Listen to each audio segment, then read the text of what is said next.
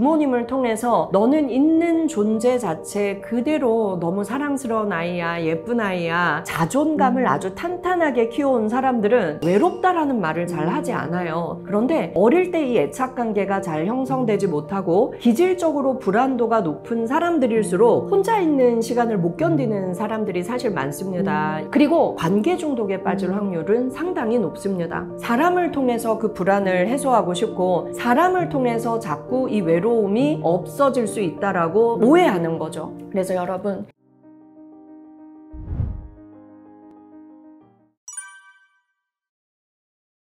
혼자 있을 때 시간을 어떻게 보내는지를 관찰해 보면 그 사람의 품격을 알 수 있다라는 말이 있지요. 근데 이 말은 정말 옳습니다. 저도 혼자 있을 때는 아무도 안 보니까 그냥 내 마음대로 옷도 아무거나 입고 먹는 것도 아무거나 먹고 방도 그냥 널브러 놓고 누가 오면 치우면 되지? 이렇게 생각했던 시기가 있었어요. 그런데 제가 논어와 명심보감을 공부하면서 크게 깨달은 게 있었습니다. 공자님이 그리고 많은 성현들이 똑같은 말을 하더라고요. 혼자 보내는 시간을 어떻게 보내는지를 보면 그 사람의 품격, 인성, 모든 걸 알 수 있다. 그래서 제가 가만히 자세히 읽어보니까 혼자 있는 시간에 나의 성장을 위해서 좋은 강의를 듣거나 또는 좋은 책을 읽거나 또는 나를 위해서 진짜 고요히 잘 쉬는 시간을 보내거나 그리고 뭔가를 먹을 때도 그리고 누워서 쉴 때도 나 자신이 부끄럽지 않게 나를 존중하는 모습으로 그래서 아무거나 먹고 아무렇게나 서서 먹고 설거지 쌓아놓고 이런 것들도 내 자존감을 낮출 수 있는 거라는 걸 알게 되었어요.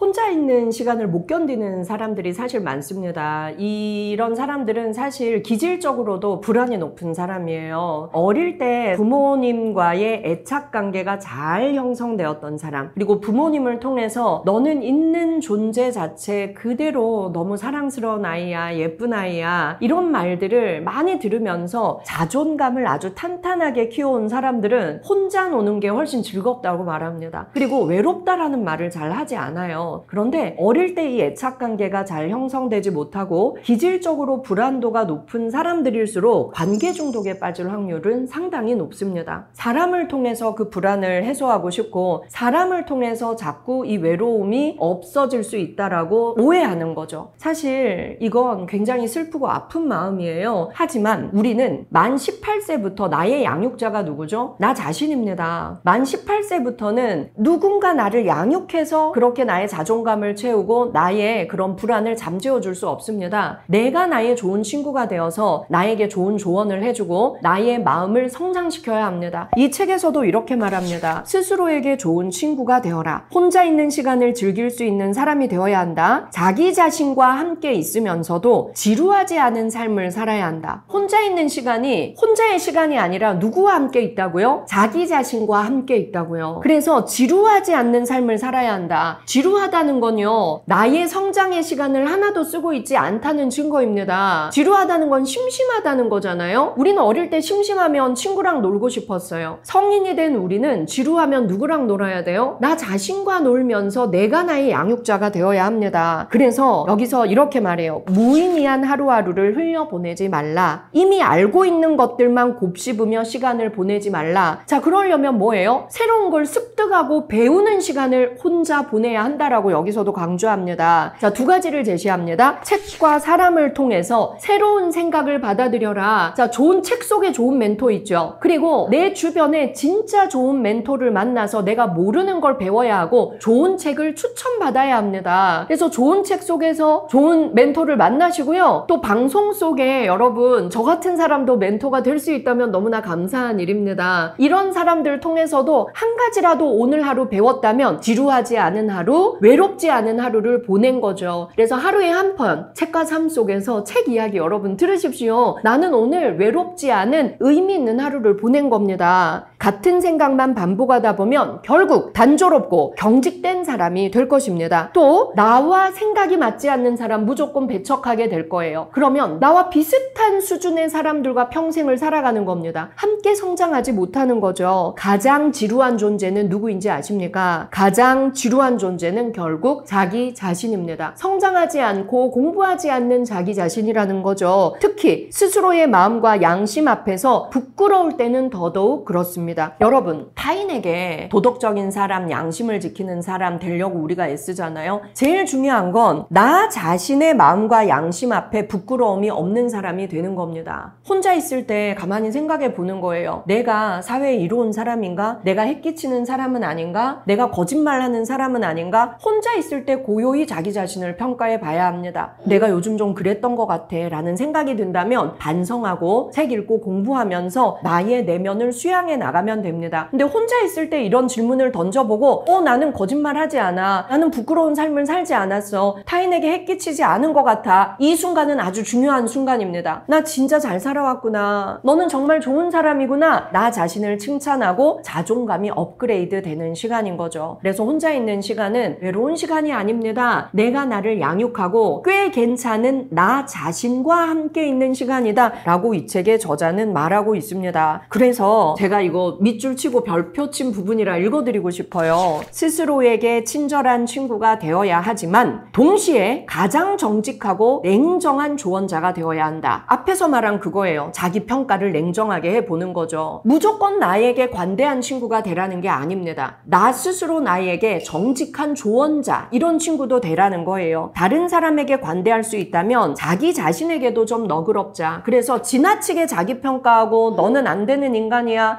너는 정말 맨날 실수하는 인간이야 욕하지도 말아야 합니다. 그러나 관대함이 타인에게는 없고 나에게만 관대한 사람들, 제가 교도소 14년차 강력범죄자 심리치료 담당을 하고 있는데요. 우리 재소자들은 남에게는 되게 엄격하고 자기에게 너무 관대해요. 난 거짓말 좀 해도 되지 뭐. 난 좀 법도 좀 어겨도 되지 뭐. 나의 이득을 위해서는 사기 좀 쳐도 되지 뭐. 이런 생각 갖고 있어요. 이게 제일 위험한 친구입니다. 나 자신에게도 내가 해로운 친구인 거죠. 그래서 타인에게도 관대하고 나에게도 관대해지자. 그리고 타인에게도 도덕적인 잣대는 엄격해야 돼요. 나 자신에게는 더 엄격해야죠. 이런 나 자신의 친구가 되자라고 말합니다. 그래서요, 여러분, 자기 자신을 평가할 때 나는 내 또래 중에서는 그래도 괜찮은 편이지 이렇게 생각하라라고 저자는 말할까요? 이거 위험하다고 말할까요? 위험하다고 말합니다. 맨날 만나는 사람들, 맨날 만나는 친구들 수준이 똑같아요. 이 중에 내가 좀 괜찮은 편이야? 이 사람은요, 이들보다 조금 성장하는 데서 인생이 끝날 거예요. 이들보다 조금 성장하는 데서 끝나서는 안 돼요. 내가 늘 함께하는 사람들 중에 조금 낫다고 만족하면요, 사실 별거 없는데 자기 우월감에 빠져서 공부 안 하고 발전 없는 사람으로 살 가능성이 아주 높습니다. 그러면 어떻게 해야 좋은 사람 만나요? 저는 상담실에 50대, 60대들도 저에게 와서 이 질문을 합니다. 그리고 청소년들, 대학생들도 이 질문을 와서 해요. 사는 데 있어서 가장 큰 난제는 사람입니다. 어떤 사람을 만나야 할까 늘 고민이 된다는 것은 좋은 사람 만나고 싶고 성장하고 싶고 더 나은 사람이 되고 싶다는 욕구가 많은 거예요. 이건 아주 좋은 거예요. 그런데 내가 나이 들어서도 똑같은 고민을 하고 있다면 나는 지혜가 부족한 거예요. 그러면 배워야 한다라고 이 책의 저자는 말하고 있습니다. 자, 여러분, 오래 만났어요. 20년, 30년 만났어요. 근데 만나고 집에 돌아오면 기빨려요. 너무 피곤해요. 그리고 오늘 의미 있게 보냈다는 생각이 별로 안 들어요. 그 관계는 좋은 관계가 아닙니다. 저는 좀 그만 만나도 되는 관계다라고 말하고 싶습니다. 왜냐하면 서로의 성장에 도움이 되는 대화를 하지 않은 거예요. 어떻게 보면 남을 험담하고 끌어내리고 시기 질투하고 남의 단점이 화제가 되는 그런 대화의 시간을 보냈을 확률이 큽니다. 또는 자기 자랑만 하는 친구와 긴 시간을 보내다 돌아와도 그래요. 자기 자랑만 하고 타인에게는 관심이 별로 없는 친구들 있죠. 그런데도 오래 만났다는 이유로 20년, 30년 만났다는 이유로 그 관계를 정리하지 못하고 있다면 차라리 안 만나는 게 나아요. 그 시간에 책 읽고 공부하고 나라는 좋은 친구와 나의 성장의 시간을 보내야죠. 자, 그러면 어떤 친구 만나고 오면 여러분 오늘 하루 잘 보낸 것 같아 라는 느낌이 들어요? 만나고 헤어졌을 때 나의 미래의 목표가 하나라도 생겨야 돼요. 나도 오늘부터 운동해봐야겠다. 나도 오늘부터 그 책을 읽어봐야겠어. 나도 오늘부터 그 친구처럼 살아봐야겠어. 이 친구 계속 만나세요. 조금이라도 내가 성장했어, 오늘 하루 의미 있었어 라는 느낌이 든다면 우리가 함께 성장하는 시간을 보낸 겁니다. 자, 이 책에서 지혜를 좀 배워볼까요? 여기서는요, 진짜 좋은 말 있어요. 자기 자신에게 지켜야 할 의무가 무엇보다 중요하다. 우리는 타인에게 좋은 평가 받으려고 애쓰잖아요. 그런데 여기서는요, 나 자신에게 지켜야 할 의무가 더 크다라고 말을 합니다. 많은 사람들은 타인과의 관계에만 몰두한 채 정작 자신을 돌보는 데는 무관심하다. 마치 스스로를 외면하듯 마음을 가꾸는 일을 계속 미루기만 한다. 이게 의무라는 거예요. 여러분이 오늘 만난 그 친구, 내일 만나기로 한 그 친구, 자기 자신의 내면을 가꾸는데 시간을 많이 쓰고 있는 친구입니까? 그런 친구 만나야 돼요. 그게 자기 자신에게 의무를 잘 지키고 있는 사람이래요. 이런 사람만이 타인에게도 좋은 영향을 줄 수 있대요. 자기 내면을 가꾸는 데는 시간 하나도 쓰지 않고 맨날 사람 만나러 다니는 데만 시간을 쓰고 있는 친구라면 자기 자신에게 의무를 다하지 않고 있다. 그래서 자, 사람을 평가하는 기준이 하나 될 수 있겠죠? 또 두 번째, 저 이거 소개하고 싶어요. 자기 자신을 가볍게 여기지 마라. 여러분, 저도요, 이 공부하기 전에는 저 자신을 되게 평가절하했어요. 그래서 누가 저를 칭찬할 때 마음이 너무 불편했어요. 진심으로 칭찬할 때도 저는 뭐라고 답했냐면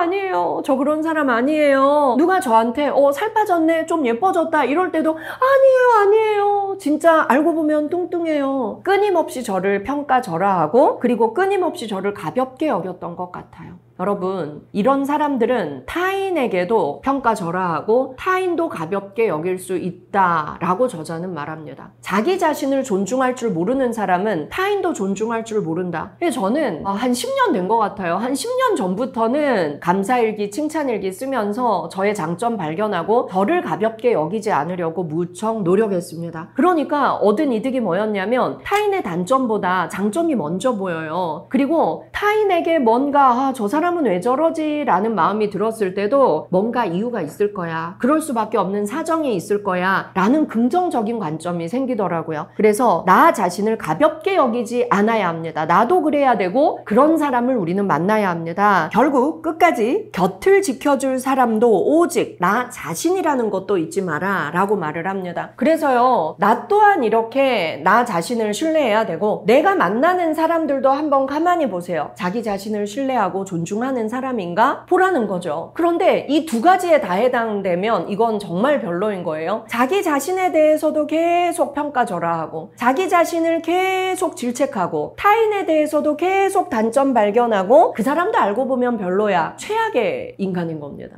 자기도 평가절하, 타인도 평가절하. 이런 사람 만나면 기빨리고 함께 성장하지 못합니다. 그래서 함께 장점 발견해주고 잘할 수 있을 거야. 뭔가 좋은 방법이 있을 거야. 아니야, 방법이 없을 것 같아 라고 자존감 떨어져 있는 친구에게는 같이 방법 찾아보자. 그리고 너는 장점이 많아. 서로가 서로의 장점 발견, 돋보기 낀 사람들. 그리고 뭔가 실수하고 실패했을 때도 그래, 저번에도 그러더니 너 왜 맨날 그러냐? 이 말을 하는 친구 진짜 나쁜 친구예요. 실수할 수 있지. 근데 비싼 수강료 내고 잘 배웠다고 생각하자. 넌 장점이 많아. 이런 친구가 되고 그런 친구를 만나자. 없다고요? 그러면 혼자만의 시간을 좀 더 보내세요. 나와 함께하는 시간. 책 속의 멘토들과 친구 되세요. 그러면 되는 겁니다. 그래서 현실 속에 좋은 친구, 좋은 멘토, 책 속에 좋은 친구, 좋은 멘토, 저는 함께 가는 것이 옳다라고 생각합니다. 이 균형을 잘 맞추자. 그럼 외롭지 않아요. 고독을 즐길 줄 아는 내면이 아주 강한 그런 찐 자존감을 가진 사람이 될 겁니다.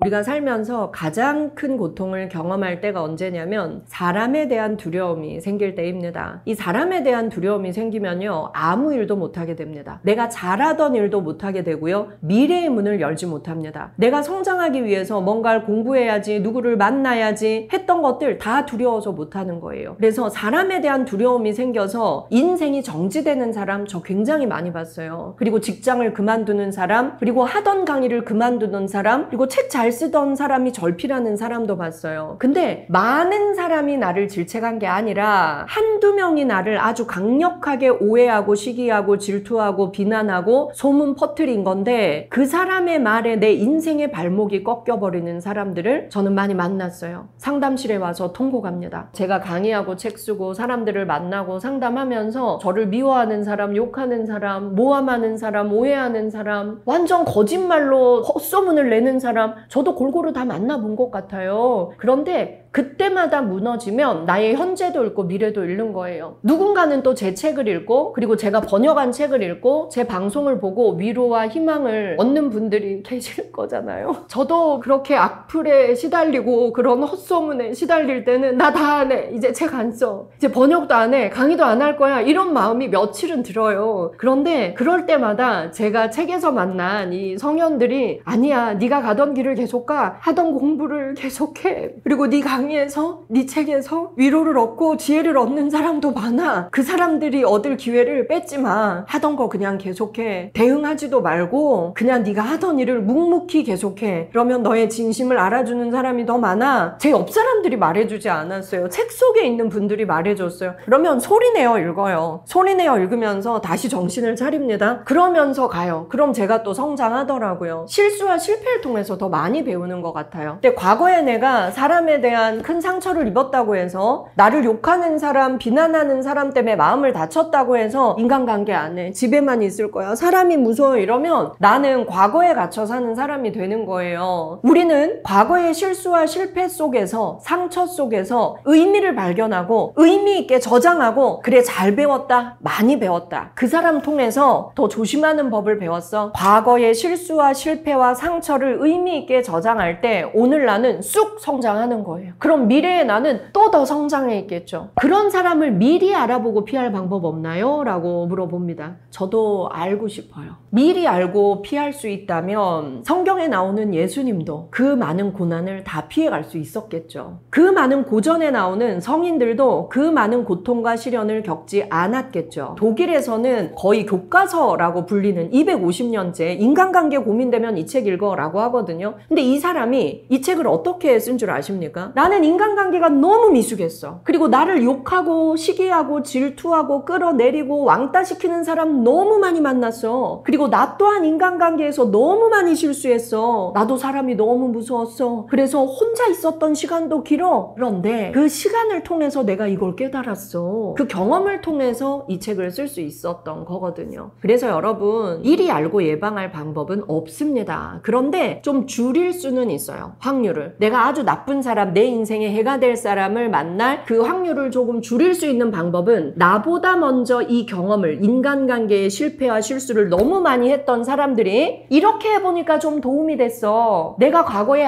그거 진짜 힘든 관계였어. 근데 그 경험을 통해 이걸 배웠어. 그랬더니 그 다음엔 인간관계가 이렇게 좀 쉬워지더라. 이런 책을 읽고 공부하는 수밖에 없어요. 이 책에서도 강조합니다. 뭐라고 하냐면요. 처세술만 너무 배우려고 하지 마. 그 처세술대로 세상은 되지 않아. 왜냐면 사람 다 다르기 때문에 처세술대로 한다고 다 먹히지도 않아요. 그런데 처세술대로 해도 먹히지 않을 때는 너의 마음을 바꿔야 돼. 어떻게 바꾸면 될지 하나하나 자세히 이 책에 나와 있어요. 당신이 인간관계 때문에 힘든 이유는 뭐냐면요. 진심이었기 때문이에요. 나를 욕하고 비난하는 그 사람에게 진심으로 당신은 마음을 줬던 경험이 있을 거예요. 그래서 다친 거예요. 근데 괜찮아요. 이 경험을 통해서 우리는 더 성숙하게 될 거고 사람을 더 잘 알아보는 지혜를 알게 될 것입니다. 당신 주변에는 좋은 사람이 훨씬 많습니다. 사람을 통해서 불행도 오지만 진짜 행복도 사람을 통해서 옵니다. 오늘 하루 내 주변에 있는 좋은 사람들에게 내 옆에 있어줘서 고마워 문자 한 통 보내는 그런 하루 보내시길 바랍니다. 저는 심리상담가 박상미였습니다.